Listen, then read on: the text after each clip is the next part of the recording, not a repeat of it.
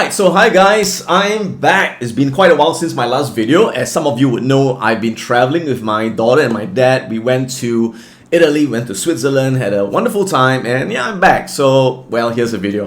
So let me talk about something which I think is on most people's minds, which is the US elections coming up in 11 days, and how is it impacting the stock markets right now, and how could it impact the markets in the next couple of weeks and couple of months. Alright, so if you read the mainstream news, you would know that the two candidates, Kamala Harris and Donald Trump, are in deadlock. A very, very tight race. It's like so close, no one knows who's going to win. It's like a 50-50 chance. Now, that's according to the mainstream media. If you take a look at the betting markets, as you know, that you can actually go online and bet on the election outcomes. There are a few betting markets, and the one betting market that a lot of people are looking at is what we call the poly market, which you can actually bet using cryptocurrency. Just to let you know, I have made my bet as well, which I did mention in my recent post.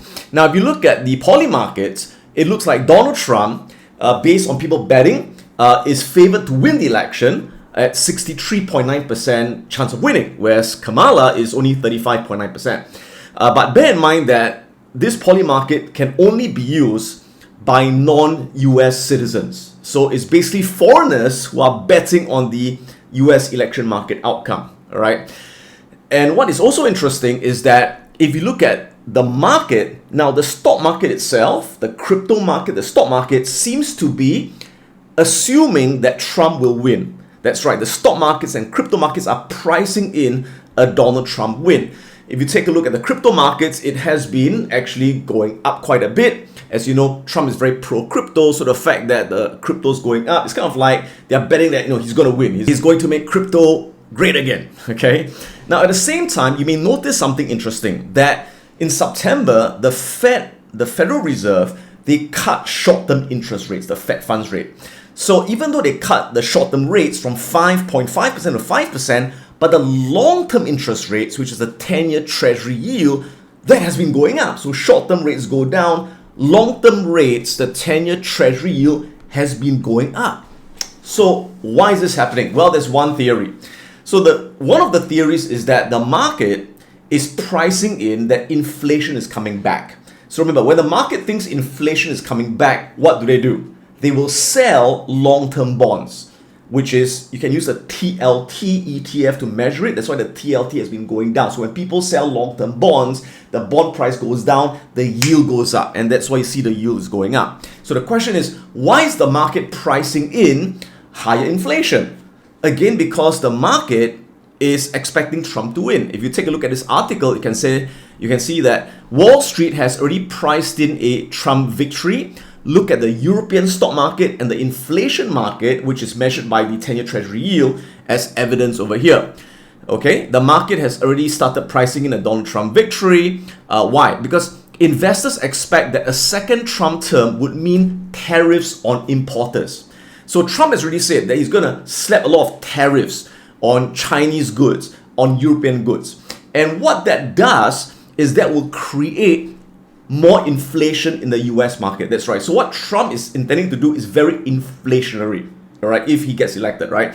So because of that, Treasury bonds price collapse, 10-year yield goes up. Now, will that affect the stock market? It could, right? And I'll do a separate video on how the 10-year yield going up could be dangerous for certain stocks, especially stocks with a lot of debt, like your real estate stocks, your REITs and your small caps. They could crash if indeed the 10-year yield keeps going up. But I'll leave that for a separate video, right? Now, at the same time, you may also notice that European stocks this year have been lagging the broader US market, because again, the market is assuming that if Trump becomes president, he slaps tariffs on European stocks and on European goods and China goods. Europe will not do well, China will not do well, and that's why these two markets have been going down again, right? So all this is pricing in a Donald Trump win. So based on all this, right, betting markets are saying Trump will win, stock market, bond market saying Trump will win. Will Trump win? We don't know, right? We can't guess. But as you know, the markets are not always right. In fact, sometimes the markets can be dead wrong. In 2022, the stock market went down over 25%, right? Why? Because in 2022, when the Fed raised interest rates, the market was pricing in a recession, if you recall that. But a recession never happened. The economy continued to be very, very strong. So the market was wrong in 2022. No recession. And because the market was wrong, okay?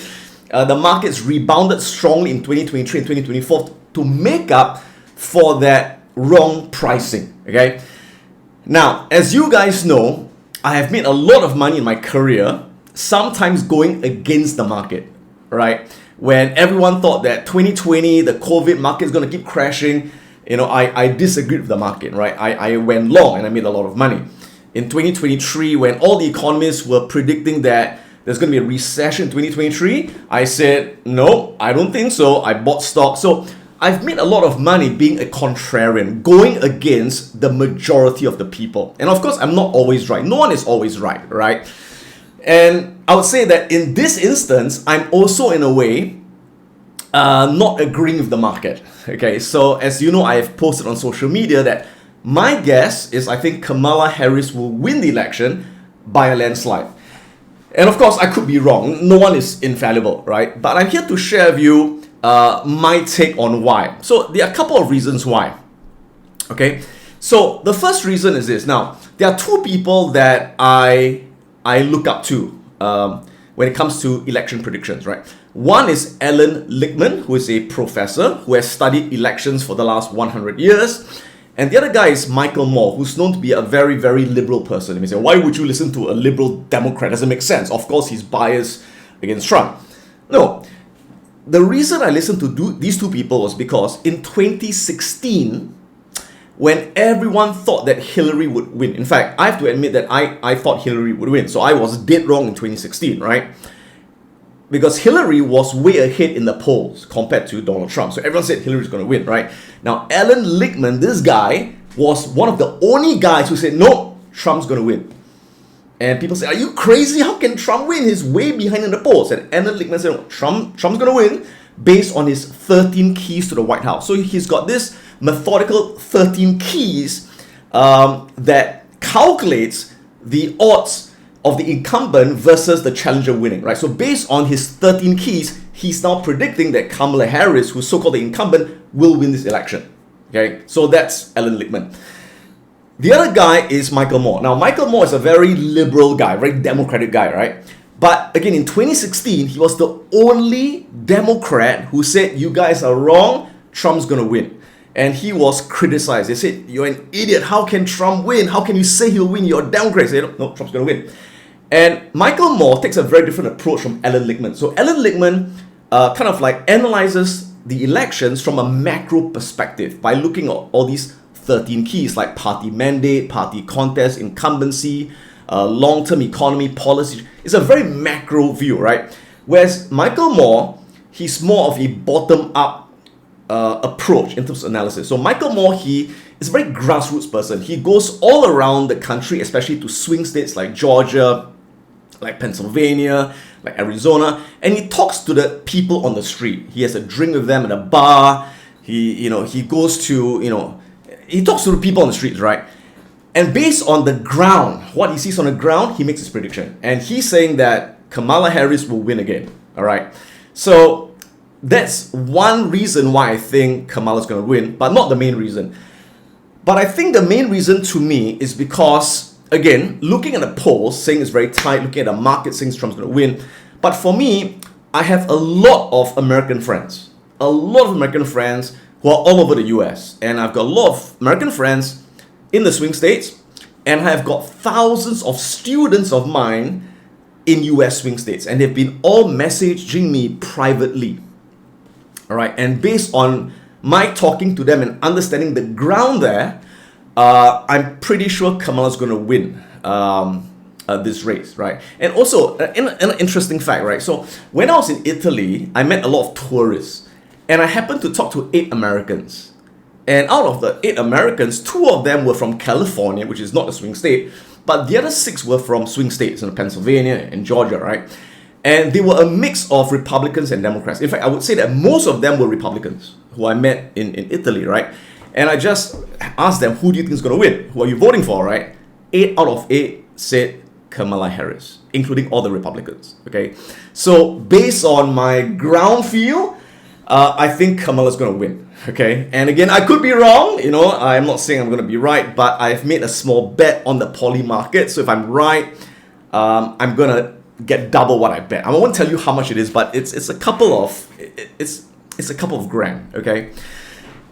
Now, there's another statistic that's also pretty interesting that predicts a Kamala Harris victory, which is the Dow predictor, okay? So if you look at history, you can see that since 1928, the incumbent party remained in control of the White House in 12 out of the 15 elections, which is the 83% win rate, when the S&P 500 was positive during the 3 months leading up to an election. So in other words, if you look at the 3 months before the election, if the S&P 500 is positive for the first 3 months, the incumbent wins the White House, which in this case is Kamala Harris, right? But if the S&P is negative, they lose. So in this year, we know the S&P 500 is way positive going into the election. So based on this tool, she's got an 83% chance of winning, right? Now, I'm here to tell you, whether I'm right, whether I'm wrong, at the end of the day, for an investor, it doesn't matter. It really doesn't matter at all from an investment perspective, okay? Why? Well, first of all, let's take a look at what happened in previous elections, shall we? Okay. Now, let's look at the last couple of elections. So let's go back to 2004. So 2004, the winner was a Republican, George W. Bush. Okay, so he won the election. Now, the election is on the 5th of November, and you can see, usually during the election year, we got normally a couple of pullbacks, right?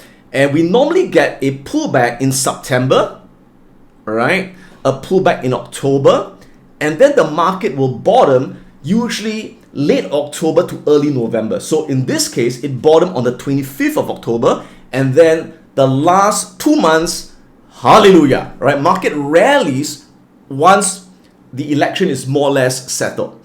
Because what happens to a lot of people is that they are not willing to commit their money until they know what's the outcome of the election. So once the outcome is known, whoever wins, once it's more certain, people start to invest more. That's always been the nature of markets, okay?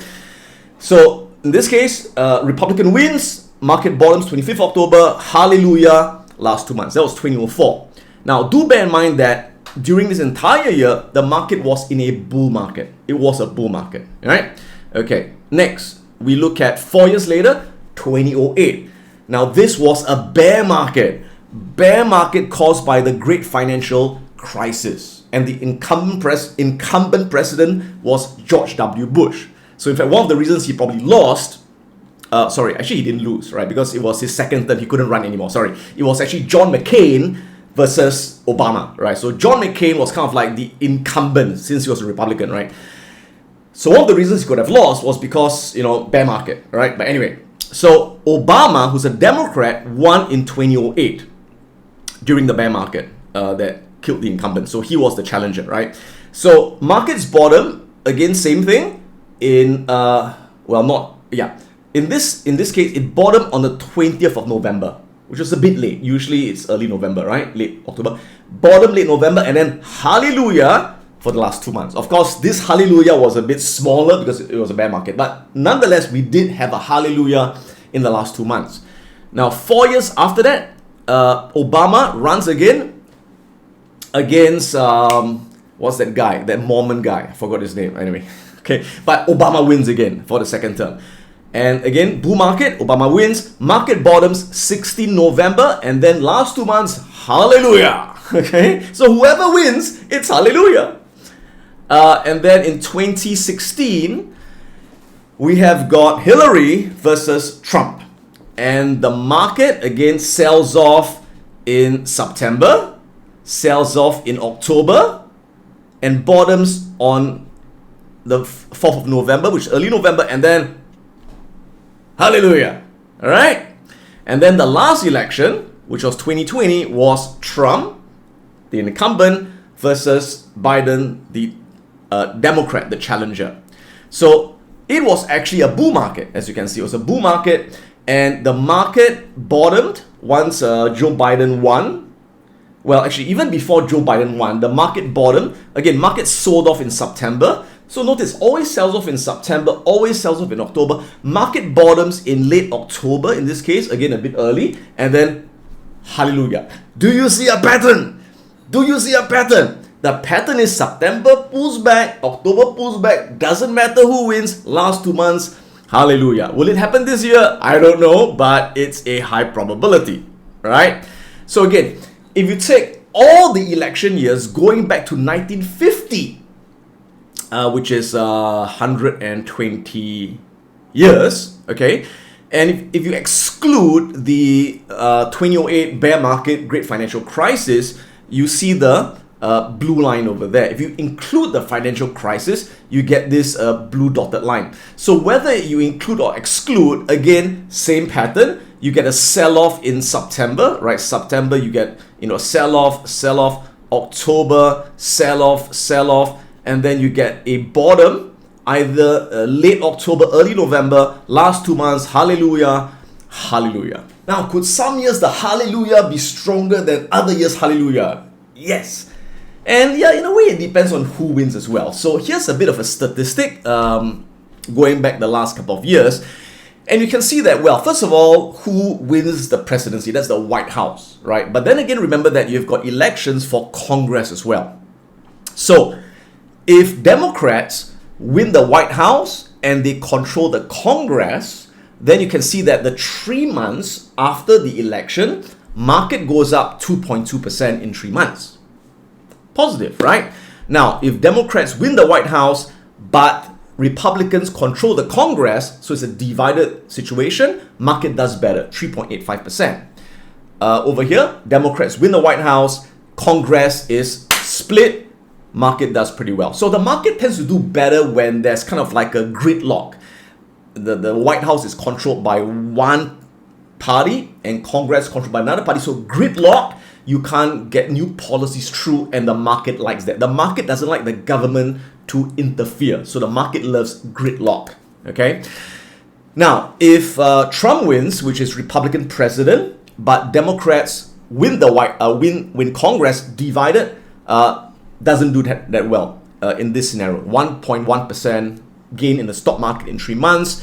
If we have got a Republican sweep, 2.67% up, Republican president and divided Congress, 1.62% split. So the best case scenario in the short term, in the 3 months, would be Kamala winning the White House. That's the best scenario. And Republicans retaining control of Congress. That gives the best result for 3 months after the election. Okay. Now, how about way after the election? How about the next 4 years? What should we expect the next 4 years? Now, a lot of people have this misconception that a Republican president is more pro-business. So Trump will be better for the stock market compared to a Democrat. And that's a myth, because if you look at the actual statistics, you can see a different reality. All right. So going back since 1950, which is 73 years, whenever we had a Democratic president with a Congress that was divided, okay, you get an annual return of 15.72% in the S&P 500. So again, that is the best scenario. Best scenario, Kamala wins and the Congress is divided. That's the best scenario, okay? Now, if you've got a Republican president and the Congress is divided, then you still get a positive return in the stock market, but you get, on average, based on history, a 12.2% return. So Democratic president, again, historically in 73 years, have always produced better stock market returns than a Republican president, right? Even if we've got a Democratic sweep, Democrats control the House as well, 8.72% win, okay, it's still positive. But if a Republican president has a Congress control, that would be slightly better, right? So, but in both scenarios, the market will do well, don't worry, okay? Now, moving even further along, so next year, 2025, will be considered the first year of the new presidential term, Okay, so historically, going back since 1928, so this is like close to 100 years, you can see year one, the market tends to do an annualized return of 6.7%, and in the last 50 years, it's actually a lot higher than that, right? Year 2, 3.33%, year 3, 13.5%, and year 4, 7.5%. So this year is election year, which is year 4. So this year is actually the second best year in the 4-year presidential cycle. Next year should still be bullish, but not as bullish as this year, but still bullish. The most bearish year would be year 2, which would be 2026, right? So that's my analysis of the current state of the elections in the US markets and what we can expect in the near future. Now remember that at the end of the day, to achieve consistent profits in investing, all this short-term economic, political forecasts are really not important. They are purely for entertainment purposes. The most important thing is as long as you invest and hold on to high quality companies and keep adding them when they're undervalued, you'll do very, very well. And of course, maintain a well-diversified portfolio. And of course, for short-term trading, once the price action tells you there's a high probability trade, enter your trade, put a stop loss, a profit target, and just go for it. As long as you got a good risk-reward ratio, you will do very, very well. So the next 11 days will be interesting. Let's see what happens. Again, my bet is on Kamala to have a landslide victory. I place a small bet on poly markets just for fun. And if I'm wrong, I'll lose a couple of grand. And you know what? I'll transition into a girl and I'll eat a dog and a cat. If you want to catch my latest videos, click on the subscribe button right now. Click on the bell so you get instant notifications once I upload my latest video. If you want to check out my online courses, go to piranhaprofits.com. We're going to learn how to invest and how to trade the financial markets and create an income from all around the world. If you want to join my live Wealth Academy program, go on to wealthacademyglobal.com and find out more about how you can learn investing and trading live online. This is Adam Khoo, and may the markets be with you.